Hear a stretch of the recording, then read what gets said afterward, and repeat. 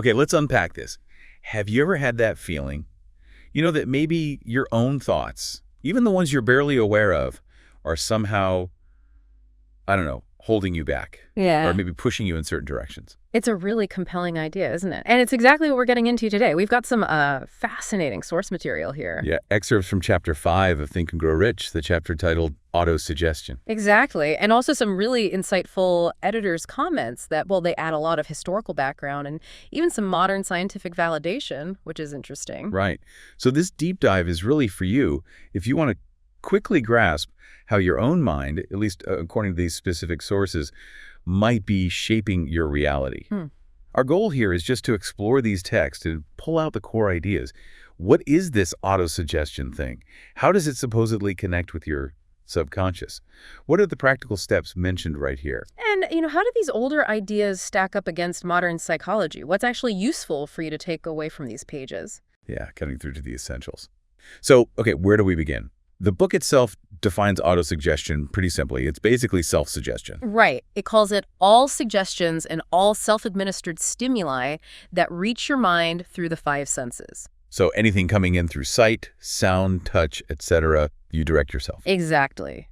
And its function, according to the text, is crucial. It's described as the communication channel. The bridge, really, between your conscious mind, where you're thinking actively, and your subconscious mind. Which the book calls the seat of action. Precisely. And here's the kicker. It's the dominating thoughts you hold consciously, positive or negative, doesn't matter, that use this channel to influence that subconscious level. Okay, and this is where it gets, well, maybe a bit confronting. The text says nature gives us total control over what reaches our subconscious via our senses. What's that? But it immediately says most people just don't use that control. And it directly links this failure to exercise control to, well, things like poverty and struggle. It uses that analogy, doesn't it? Yeah, the powerful one about the subconscious being like a fertile garden. If you're not actively planting the seeds you want, the constructive, creative thoughts, then weeds, the destructive thoughts, will just naturally take over. Nature abhors a vacuum, sort of. And what's really striking is how the editor's commentary jumps right in there. It cites psychological studies, work with hypnotherapy, things that seem to back up this core idea. That the subconscious holds on to everything. Pretty much. It retains experiences, and critically, it's described as non-judgmental. It doesn't filter based on adult logic or reason. It just takes information in, literally, and stores it like raw data input. Okay, non-judgmental takes it literally. Right. Why is that specific aspect so important for how we operate? Well, this is where the text explains the real power, especially when that input is loaded with emotion. The sources argue this is why, deep-seated patterns, maybe formed in childhood, can actually override your conscious adult reasoning. Like phobias or compulsions. Exactly. Those often don't make logical sense to the adult you, right? But they might stem from a really powerful emotional learning experience way back when. The book says even if your adult mind knows better, the subconscious still holds on to that original childhood understanding because the initial emotional impact was just so strong. And this is basically the bedrock of Hill's whole theory, isn't it? The editor notes really reinforce this.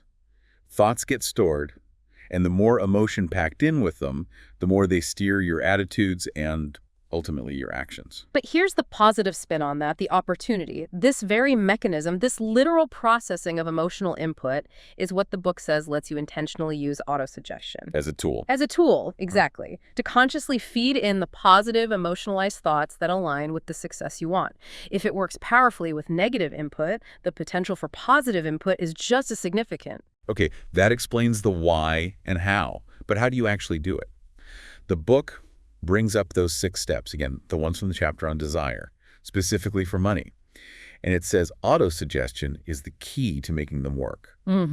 It's woven right into the process. Let's just quickly recap them, because step 6 is where autosuggestion really comes in. First, fix the exact amount of money. No vague plenty of money. Gotta be specific. Second, figure out exactly what you'll give in return. It's presented as an exchange. Third, set a definite date. A deadline. Fourth, create a definite plan, and this is crucial. Begin at once whether you are ready or not. Jump in. No waiting for perfection. Fifth, write it all down clearly. Amount, date, what you give, the plan, get it on paper. And then the 6th step. Right, the application of autosuggestion. Read that written statement aloud. Twice a day, morning and night, are recommended. And here's the critical part. You have to see and feel and believe yourself already in possession of the money. And this instruction about mixing emotion or feeling with the words is hammered home repeatedly. The text is explicit, just reading the words. Useless. Right. It says, unless you mix emotion or feeling with your words. The subconscious only responds, it claims, to thoughts well mixed with emotion or feeling. So just mouthing the affirmation without that inner conviction? Yeah. It's like sending a blank message. Plain, unemotional words, the source warns, just don't move the needle for the subconscious.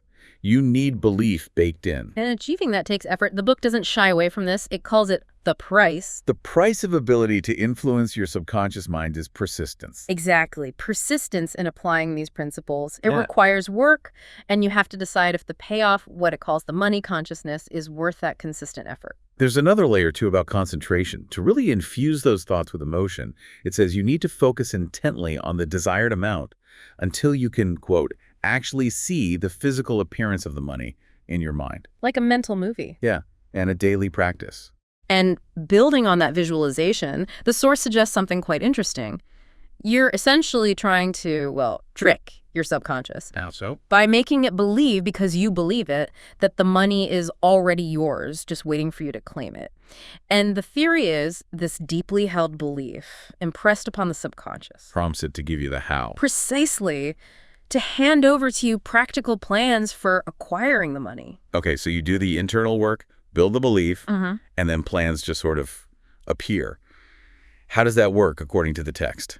It suggests they'll likely flash into your mind, maybe as an inspiration or an intuition, possibly from what it calls infinite intelligence. And the instruction is clear again. Recognize it, respect it, and act upon it as soon as you receive it. Don't just have the idea, do something. Right, which ties straight back to step 4. Create the plan and begin at once. Don't delay when that inspiration strikes. Makes sense. Acting reinforces the belief. And one more detail on digitalization. Don't just picture the money itself. The source says it's also important to visualize yourself actually doing the work, rendering the service, delivering the goods that you intend to give in return. See the whole exchange. This whole concept, self-suggestion, influencing your own mind, it feels both old and new. Where does it sit historically? The editor's notes shed light on this, right? They do. They connect autosuggestion directly to early ideas about self-hypnosis. Both were apparently quite significant in the early days of psychology. Thinkers like Freud, Jung, William James, they explored these areas. But it wasn't a smooth ride to acceptance, was it? Hypnosis kind of got a bad reputation, partly because of stage performers. True. And autosuggestion faced its own hurdles. The editor mentions Émile Coué, the French psychiatrist. Ah, yes, the every day and every way I'm getting better and better guy. That's the one. He used these positive affirmations for psychosomatic conditions, apparently with some initial success. Yeah. But then the press got cynical, came up with that joke, "Hell bells, I'm well," and it really damaged public perception. Laughter can be a powerful weapon against an idea. Indeed. But, the editor points out, these ideas saw a major comeback later in the 20th century. What Hill was writing about decades earlier started gaining much wider acceptance and is now openly taught. And that specific technique, Hill described visualizing until you can almost see the money. We know that better today as creative visualization, right? Exactly. And the editor provides some compelling examples of where it's used now. Think elite sports coaches, training Olympic athletes, pro teams. NASA apparently used it. Wow, NASA. Yeah. And even in mainstream medicine, doctors teaching patients visualization to, say, boost their immune response, it moved beyond just self-help. That's quite a journey from Coué being ridiculed. It is. The editor lists several key figures and books that built on these principles. Maxwell Maltz's Psychocybernetics, focusing on self-image. Oh, I know that one. Jose Silva's mind control method, Jacques de Gouin's creative visualization, Adelaide Bry. And they really emphasize the medical shift, mentioning pioneers like Dr. O. Carl Simon using it with cancer patients, and others like Bernie Siegel, Paul Pearsall, John Sarno, even Deepak Chopra and Andrew Weil. These ideas really did move into mainstream medical practice. Okay, so bringing it back to practical steps, if we boil down everything the source says about actively stimulating the subconscious, what are the absolute core actions? Well, the text summarizes it nicely. First, find a quiet place. Close your eyes. Repeat your written statement aloud. Hearing your own voice seems important. Be specific. Amount, date, service. And crucially, while saying it, see yourself already having the money. Feel that possession. Second, Make it a ritual, night and morning, consistently. Keep doing it until that mental image of the money becomes really clear, vivid, almost tangible in your imagination. And third, put a written copy of that statement where you'll definitely see it morning and night. Read it until it's memorized, part of you. And the editor adds a neat practical tip from Hill's later writings about using suggestive devices. What are those? Things like surrounding yourself with books, pictures, models, anything that symbolizes achievement, self-reliance, the goals you're aiming for, and constantly refresh them, move them around. Keep the environment stimulating that thought. Exactly.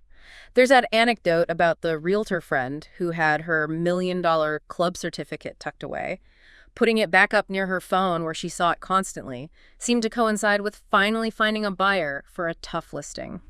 Subtle influence. It all seems to keep coming back to that core requirement, doesn't it? Yeah. The subconscious only acts on instructions that are, what was the phrase? Emotionalized and handed over to it with feeling. Right. And the text singles out one emotion as particularly powerful for this. Faith. Faith is the strongest and most productive of the emotions in this context, according to the source. And it feels like the book anticipates skepticism, telling yourself you have money you don't have, visualizing. Yeah. And it can feel abstract or maybe even a bit silly at first. Absolutely. The source acknowledges that. It calls skepticism natural, a characteristic of all human beings. But the argument is, if you diligently follow the instructions, that action systematically overrides the skepticism. It replaces it with belief, and that belief eventually deepens into absolute faith. It's presented as a transformational process, moving from just understanding to truly embodying it. Stepping back for the big picture view, there's a pretty profound philosophical claim in this chapter tying all this together. It states flat out, man is the master of his own earthly destiny. That's a huge statement, and the reason given is very specific. Why? Because he has the power to influence his own subconscious mind.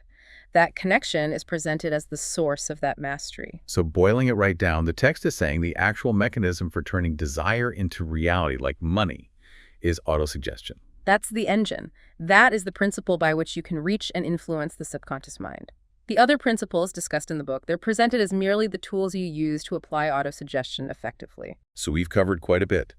Defining autosuggestion as this channel of self-suggestion. Exploring that powerful, literal, non-judgmental nature of the subconscious mind. Looking at the very concrete 6 steps, especially how to infuse them with emotion and belief through autosuggestion. Understanding that persistence and feeling are non-negotiable, according to this source. Connecting these older ideas to modern techniques like creative visualization and seeing their path into fields like sports and medicine. Yeah, it's been quite a journey through this chapter and the commentary. The fundamental message from these sources seems crystal clear. Your ability to consciously direct emotionalized thought toward your subconscious is positioned as the absolute key, the core principle for shaping your results and, ultimately, your destiny.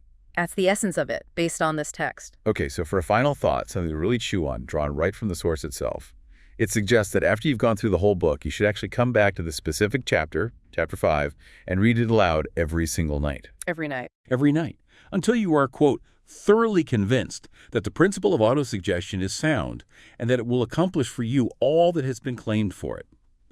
Thinking about the commitment involved in that level of persistent, emotionalized focus, what does that tell you about the real price, the actual depth of effort required to truly harness this principle, maybe beyond just knowing the steps intellectually?